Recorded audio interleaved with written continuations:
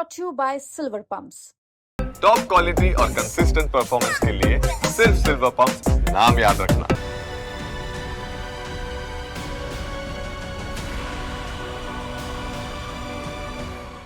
कश्मीर की वादियां एक बार फिर दहशतगर्दों की गोलियों से थर्रा उठी है। आतंकियों ने अनंतनाग जिले के पहलगाम में खुलेआम नरसंहार किया।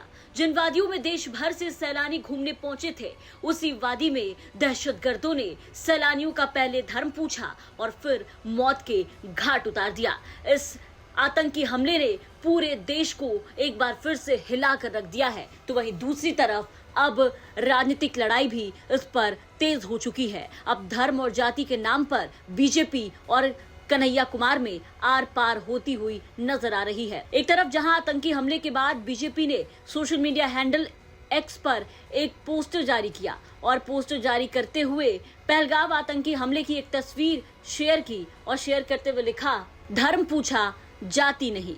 अब बीजेपी के इस पोस्ट के बाद सामने आया है कांग्रेस नेता कन्हैया कुमार का पोस्ट, जहां कन्हैया कुमार ने इस तरह के धर्म और जाति वाले एंगल देने पर सोशल मीडिया हैंडल एक्स का इस्तेमाल कर जमकर बीजेपी को लताड़ा है और लिखा, मैंने बड़ी कोशिश की इस कायराना आतंकी हमले पर लोगों की सुरक्षा और शांति के अलावा सरकार से केवल दोषियों को सख्त सजा और आम लोगों को न्याय की अपील के सिवा कुछ नहीं बोलूंगा, लेकिन बेहद शर्म और दुख से कुछ सवाल पूछने पड़ रहे हैं।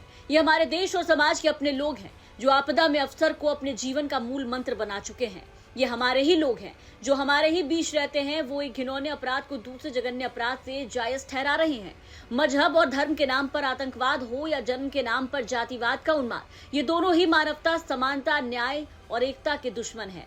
ये देखना बेहद तकलीफदेह है कि जब पहलगाम के घिनौने आतंकी हमले से पूरा देश शोक में डूबा है, तब कुछ लोग इस आपदा में अवसर को तलाशते हुए धर्म और पहचान की आड़ में नफरत, ऊंच नीच, भेदभाव, जातिवाद, असमानता, अन्याय और लोगों को आपस में लड़ाने की राजनीति को जायज ठहरा रहे हैं। लोकतंत्र, संविधान और न्याय व्यवस्था को अपराधी बता रहे हैं। सरकार की बजाय विपक्ष से सवाल पूछ रहे हैं। देश के वर्तमान प्रधानमंत्री की जगह पहले प्रधानमंत्री नेहरू जी को दोषी ठहरा रहे हैं। चाइना और पाकिस्तान से सवाल पूछने की जगह देश के अपने ही लोगों को कटघरे में खड़ा कर रहे हैं। एक कट्टरता की आड़ में दूसरी कट्टरता को सही ठहरा रहे हैं। सही मायने में सवाल या तो आतंकवाद से होगा या इससे देश को सुरक्षित रखने की जिम्मेवारी वाले पदों पर बैठे लोगों से। ये लोग जानबूझकर गलत सवाल उठा रहे हैं। इन लोगों से बस इतना कहना है कि देशभक्ति असल में सरकारी चापलूसी से बहुत ज्यादा श्रेष्ठ और स्वाभिमान की भावना है और देश प्रेम को समझना तो एक कठिन साधना है। जिसको भी देशभक्ति और देश प्रेम हासिल है, वो कभी भी नफरत और उन्माद के पोषक नहीं हो सकते। हमारे देश में जो नफरत का खेल जारी है, यही असल में हिंसा है, डर, आतंक और नरसंहार को जन्म देती है। हर इंसान को ये याद रखने और बार बार दोहराने की जरूरत है कि इंसान से इंसान के बीच नफरत, हिंसा, असमानता और भेदभाव असल में इंसानियत और मानवता के दुश्मन है। यही डर, लोभ और घृणा को जन्म देता है। अगर हम सचमुच आतंकवाद को हराना चाहते हैं तो हमको डर और नफरत को हराना होगा। देश में प्यार, बराबरी, न्याय और शांति चाहने वाले लोगों से यही उम्मीद है कि ऐसे नाजुक वक्त में हम संवेदना, साहस और सावधानी से रहेंगे और ऐसे लोग, दल या विचार जो नफरत, हिंसा, अन्याय और आतंक को बढ़ावा दे रहे हैं, उनका डटकर मुकाबला करेंगे। तमाम असहमतियों के बावजूद आतंकवाद के विषय पर सरकार से ये उम्मीद है कि वो राजनीतिक और चुनावी उद्देश्यों को भूलकर देश में अमन, शांति, न्याय और तरक्की के दुश्मनों का आतंक और आतंकी का हर उस सोच का जो देश में संविधान के खिलाफ है और जो अन्याय को जायज ठहराता है, उसका सही निदान करेगी। आतंक के खिलाफ पूरी मानवता एकजुट खड़ी है और न्याय की उम्मीद है। इस विभत्स आतंकी घटना में अगर किसी का सबसे ज्यादा नुकसान हुआ है तो वो है मानवता, प्रेम, न्याय, सुख, शांति, मुश्किलों से भरी जिंदगी में सुकून के 2 पल की उम्मीद और देश के आम लोगों के विश्वास।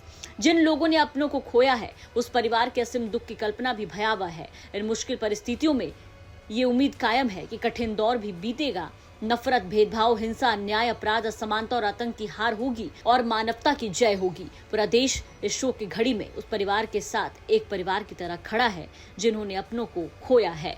तो यह है कन्हैया कुमार का पोस्ट जो उन्होंने सोशल मीडिया हैंडल एक्स पर लिखा है। आपको बता दें कि आतंकी हमले के बाद से लगातार कई तरह के सवाल खड़े हो रहे हैं। पूरा देश अब बदले की मांग कर रहा है। ब्यूरो रिपोर्ट, बिहार तक।